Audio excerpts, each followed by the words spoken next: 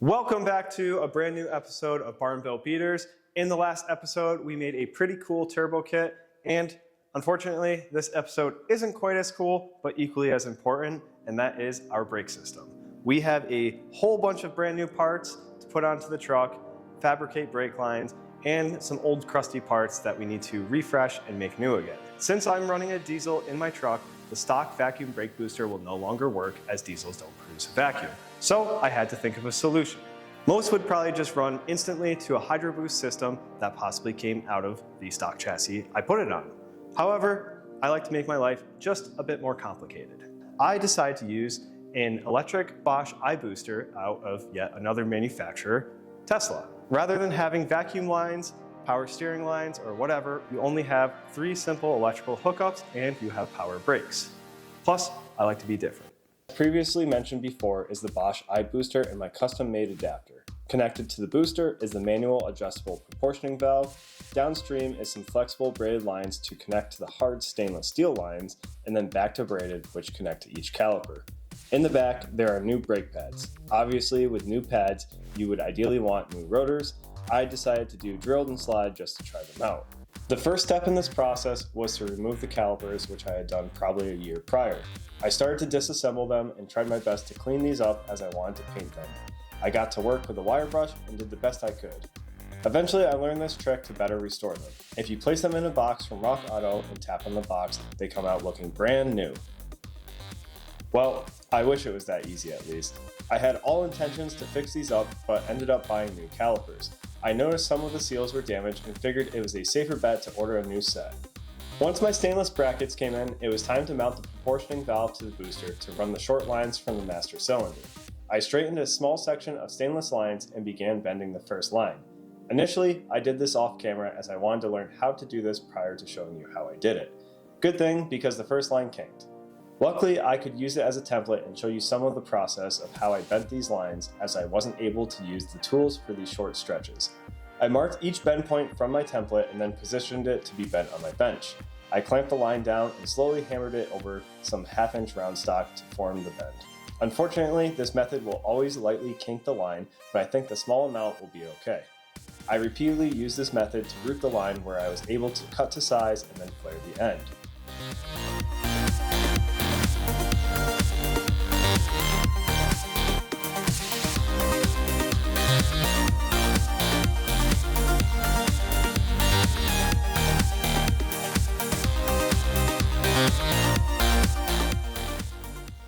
The first line was done, and I was pretty happy with how it turned out. I then repeated these steps to make the second line, which was a bit harder. I tried my best to keep the lines running parallel to each other in all planes to keep it aesthetically pleasing.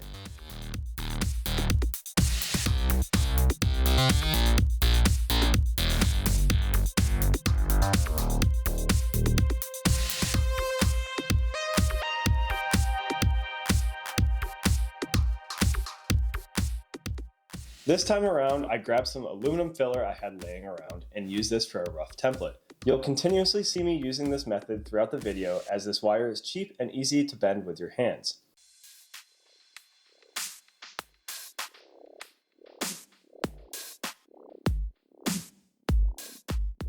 Eventually, it was time to flare the end of the line. It turned out to be a fantastic flare, and I forgot the nut. It was only a matter of time. Luckily, my line was just a bit too large and I was able to salvage it. The last bend had to happen after the flare was finished, as it wouldn't have been able to be clamped to be flared. I then bent the line to the desired angle and installed it.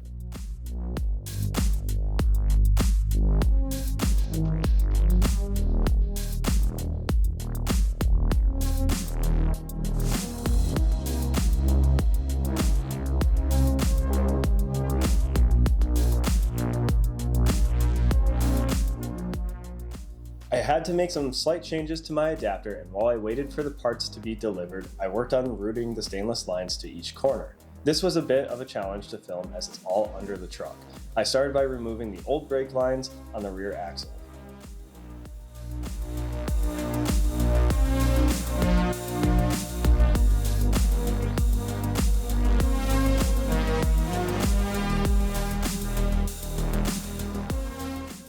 Now, time to install the brackets at each corner and on the diff, and then route the lines.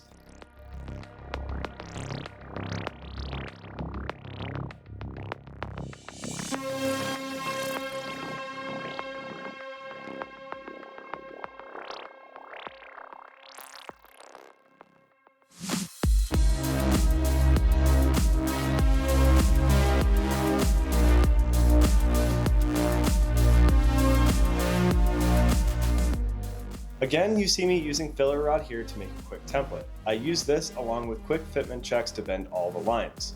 The tricky part here is keeping everything bent in the same axis. To do this, I would first mark where I needed my bend to be and then draw a horizontal line on the axis I needed it to be bent at. Any slight misalignment I was able to adjust for once installed on the truck.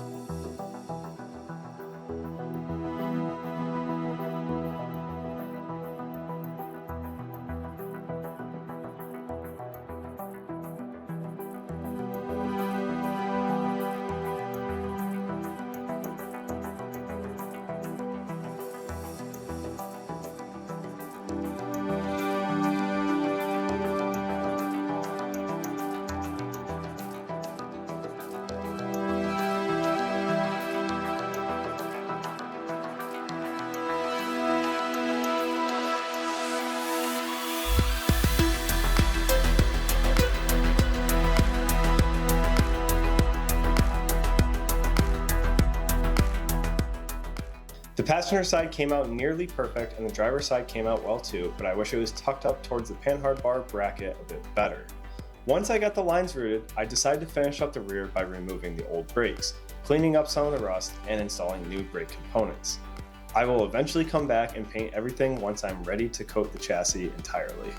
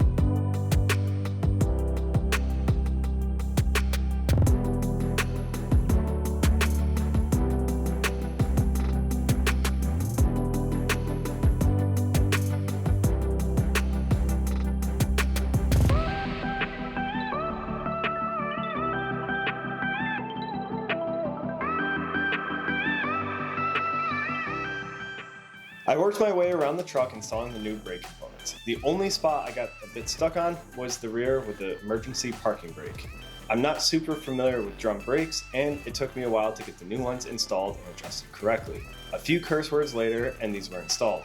The rotors could be slid on, the calipers installed, and lastly, the banjo bolt to connect the soft line.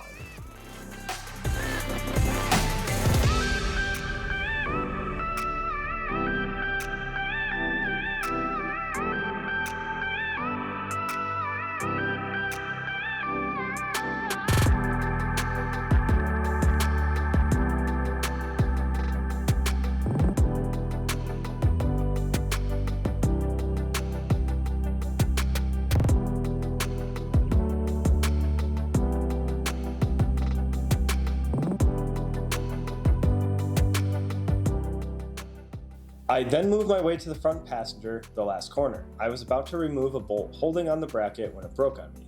Crazy, this chassis isn't old, nor is it rusty. Either way, it set me back. I eventually got my plasma and melted a hole through the center. I then grabbed drill bits and slowly went up in size until I drilled enough of it out to release it. I chased the threads with a tap and was luckily able to salvage the threaded hole and continue on.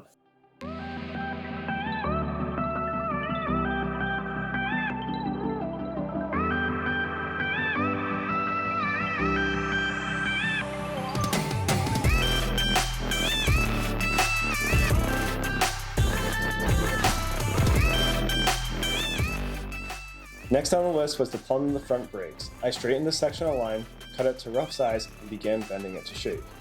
I later installed it off camera, but still need a way to officially secure it to the chassis. Zip ties will work for now though.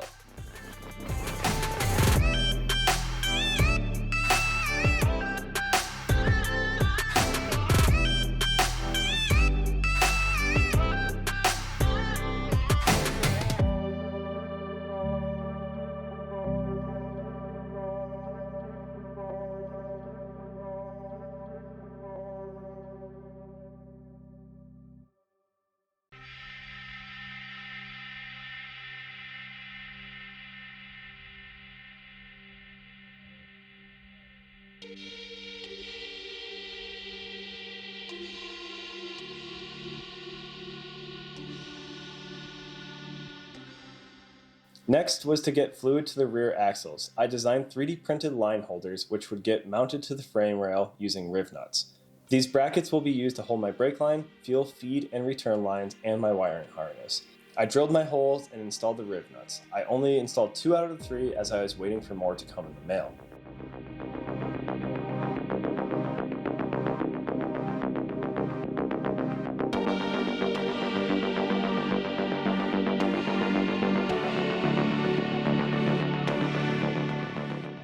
With the brackets installed, it was time to bend the last line. This was a bit of a struggle as it was so long and the last bit to reach the axle soft line has a lot of small complex bends to keep it as close to the rail as possible. This section I'm not as happy with, but let's be real, I'm the only one who will probably ever see this. I eventually got lazy with making the last few bends and transitioned to making the adapter for the Bosch booster. I cut the 1/2-inch stainless rods to size, faced them on my sanding belt, and began to install them into the plate. I designed these to be a minor press fit as I was hoping this would help align everything, something I struggled with on my previous design. At first, I had issues with these kinking, but later found out it was mostly a result of my press, not my design.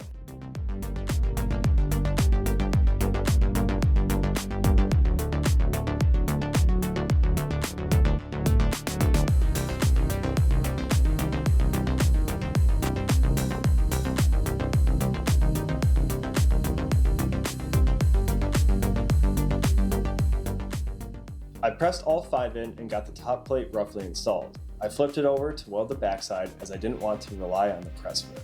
I pushed the top plate down again and welded that side as well. Sencut Sen doesn't offer tapping services on stainless, and I see why. These were a huge pain to tap. I took the slow and steady wins the race approach and eventually got all 4 holes tapped ready to be assembled for quick test fit and function.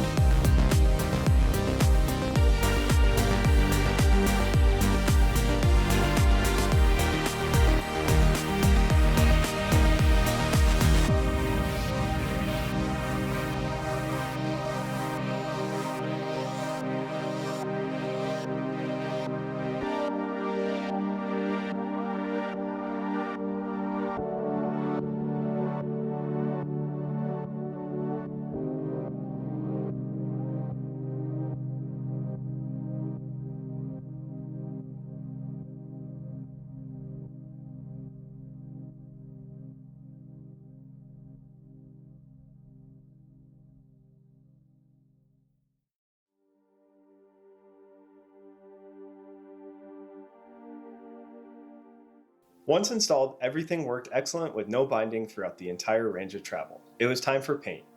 This turned out to be much more difficult than I first imagined. I wanted a contrasting tan and black look, but I couldn't figure out how to disassemble the booster. So I decided to mask off as much as possible and hope for the best. Once the tan was cured, I was ready to paint the rest of the parts black, which I did off camera.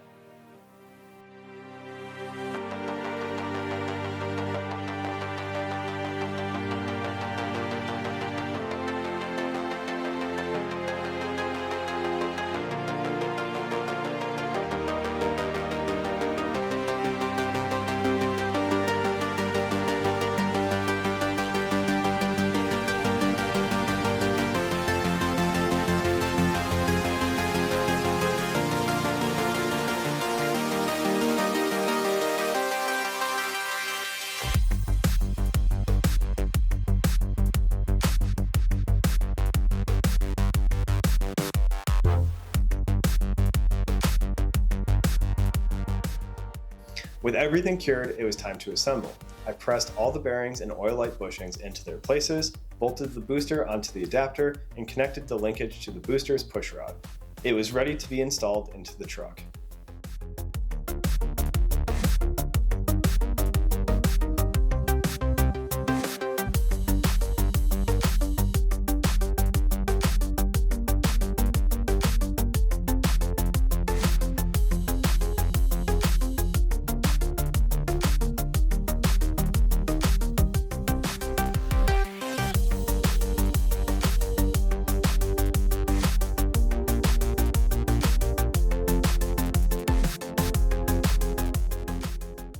I installed the assembly into my truck and it was ready to be bled. I made some janky lines to return fluid back to the master and bled the system. I first started by gravity bleeding each corner. Once the initial bleeding was done, I then switched to a regular two-person bleeding method with my second person being a clamp on the pedal. Afterwards, the pedal still didn't feel great and I transitioned to using a vacuum bleeder. No matter what I did, the pedal still didn't feel great. I eventually wired up the system and powered the booster on to see if that would help and rebleed both the master and each corner numerous times. I could tell the booster was doing something as when powered off, the pedal was slightly firm, with it on, it was light as a feather. Eventually, I came to the conclusion that the master cylinder is too small for these large dual piston brakes, resulting in the soft pedal. I have a few paths to resolve this. First, adapt a larger master cylinder onto the booster. Unfortunately, the larger master looks very out of place and I'm not too keen on this idea, though it's worth looking into if option 2 doesn't work out. Option 2, plumb in a remote master. Essentially, this would be like a traditional remote setup, but backwards. Rather than hiding the booster, utilize the existing master to push a slave cylinder to actuate the larger remote master cylinder designed for this chassis. Unfortunately, this means remaking or reworking some brake lines and buying a few additional parts. However, that will have to be for another video. Unfortunately, not every project is successful, and this is one of them. Let me know in the comments what path you think I should take, or if you can think of another solution. Be sure to give this video a like and hit that subscribe button so you don't miss out on future videos. See you in the next one.